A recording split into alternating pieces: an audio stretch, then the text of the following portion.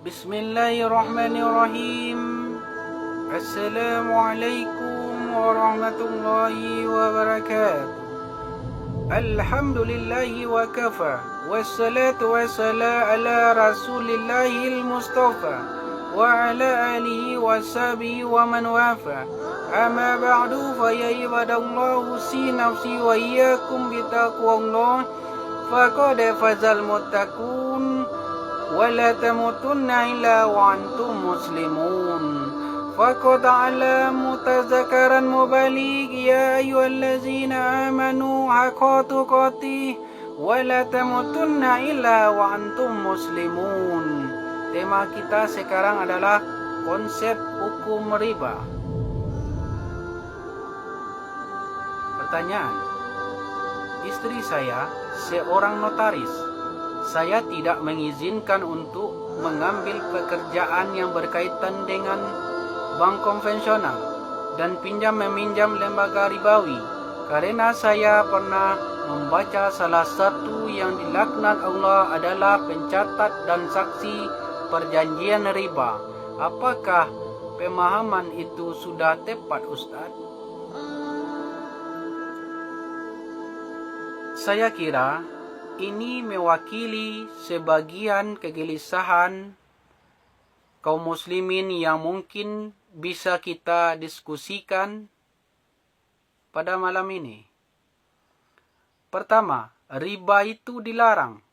Ayat-ayat dan hadis-hadis yang berbicara tentang riba, semua sepakat menuju pada suatu kesimpulan yang sama, haram riba. Kalau bicara tentang riba, jelas haram. Quran surat kedua Al-Baqarah ayat 275 menyerupakan orang pelaku riba dengan orang yang sedang kesurupan. Artinya, ada yang salah pada dirinya. Bukan orang kesurupan itu banyak salahnya, kata-katanya meracau, tindakannya kacau, dan sebagainya. Itu bahasa kiasan seakan-akan orang riba itu banyak salah dalam dirinya. Makanya, makannya salah, gerakannya salah, macam-macam masalah. Kalau sesuatu yang haram masuk ke dalam diri seseorang, menyebar lewat darah, maka semuanya ini akan punya konsekuensi yang tidak mudah. Akibat makan barang haram, dia akan menutup pintu-pintu kebaikan dalam dirinya. Misal, masuk ke telinganya Quran surat ke-6,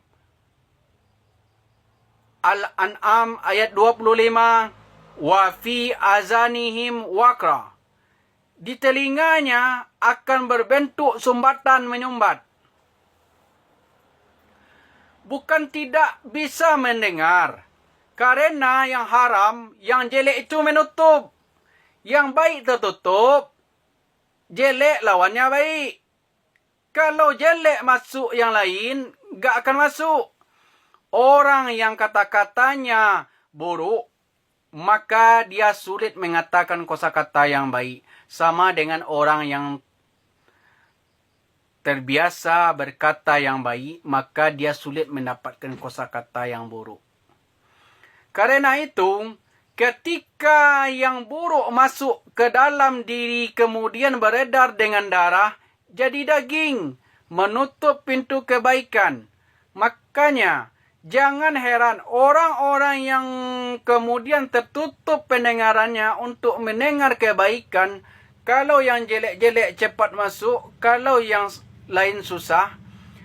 Bahkan rumahnya di sini, ini masjid jaraknya 5 meter. Speaker masjid itu rumahnya begini.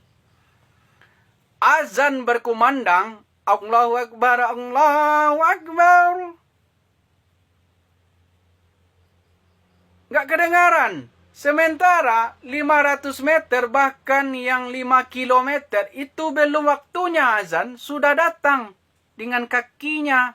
Dia melangkahkan, ini sepeda ada, mobil ada, segalanya ada. Tinggal jalan kaki saja tidak tembus. As-salatu khairum minan naum. Lebih baik solat daripada tidur. Masuk ke mata, jadi bahaya. Orang yang terbiasa makan yang haram, kemudian itu jadi darah, mengalir menjadi daging, menghambat ke matanya, maka di matanya ada penutup. Quran surat kedua Al-Baqarah ayat ke-7. Kata Allah, ala qulubihim wa ala samhihim wa ala abasarihim gisa watu. Di matanya ada penghalang sehingga dia tidak bisa membedakan mana sesuatu yang baik dan mana sesuatu yang buruk. Masuk ke tangan itu sentuhannya tidak baik. Sudah senang dengan yang haram. Kalau yang haram sudah menguasai dirinya, maka yang halal-halal akan cenderung terhindari. Istri yang halal sudah tidak dipandang lagi. Suami yang halal tidak dipeka lagi. Anak yang halal sudah tidak disenangi lagi. Semua yang bergerak pada kepentingan yang haram, seperti minyak tidak bisa bersatu dengan air, maka haram pun tidak akan pernah bersatu dengan yang halal. Karena itu, Allah katakan pelaku riba itu cenderung punya masalah dalam hidupnya, seperti orang kesurupan dikerdai oleh setan. Sampai Quran surat kedua Al-Baqarah ayat 278. Diminta untuk bertaubat. Quran surat kedua Al-Baqarah ayat 279. Diminta dengan ancaman kuat, kalau tidak mau bertobat maka Anda seakan-akan mengajak perang dengan Allah dan Rasul. Maaf Bapak Ibu, Anda kalau dengan manusia saja, kalau orang kuat sulit untuk mengalahkannya. Sekarang pengen mengajak perang dengan Allah. Kalau Anda punya masalah dengan manusia, saya kalau punya masalah dengan orang Solo, bisa pindah ke Padang. Saya punya masalah dengan orang Indonesia, bisa pindah ke Malaysia. Saya punya masalah dengan orang Asia, bisa pindah ke Eropa. Tapi Anda punya masalah dengan Allah, mau lari ke mana? Mau lari ke mana? Maka saya belum berbicara tentang hukum. Saya ingin berbicara tentang riba. Riba itu jelas haram. Riba sama dengan haram. Maka segala unsur yang terkait dengan riba, semua keterangan lewat hadis Nabi SAW.